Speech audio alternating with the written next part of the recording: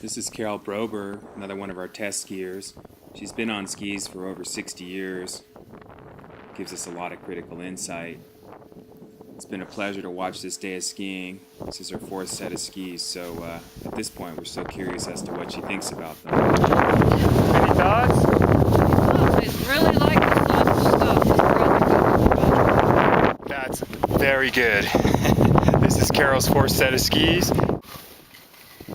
When we go through the specification process, what we're asking a lot of the times is, how do you ski? Are you neutral? Are you center forward? Do you sit in the back seat? Getting that information tells us how you're going to be able to turn that ski. In Carol's case, she has her knees are pretty well worked, so she doesn't have that much capability of driving the ski into the forward position. So she has a more neutral position. So we've tried to create a ski that's more turny for her, a little more maneuverable without having to initiate too much body forward change. A lot of times when we're watching a test ski or test skis, we're looking at some of the mundane stuff. How does the ski track? How does it float over light powder? Things of that nature.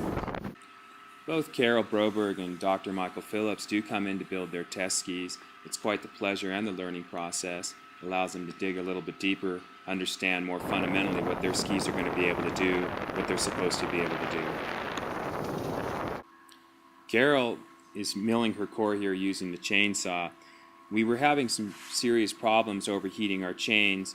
She'd suggested that when you're cutting wood using a chainsaw traditionally, the wood has a high water content which cools the blade. That gave us some insight. Subsequently, we've added a cooling system.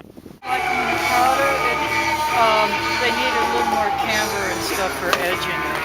Okay. Yeah, when I hit the ice, it's like all over the place. Kind of a powder You crust. turn them pretty quick on them. They're pretty nimble. Oh yeah, they are. That way, Yeah. they love to turn, like you said. They really do dig that. Yeah. Well, I'm wondering if maybe the edges have just been detuned, because they were really, when I took them out that first day, it was hard, and they were carving pretty good. They were. And then Yeah. it's catching a little bit, so Michael detuned the tips and tails, and I noticed it wasn't catching quite as good. So I think we just went back too far. I think we need to sharpen it up maybe back up here. Yeah, I did I think a too severe of a detune on that ski because it really was carving hard when we first got it. I mean, it looks good. Oops. So what you just saw happen there, that little snippet of conversation, is what gives us so much insight on how to spec a ski better, how to tune it correctly.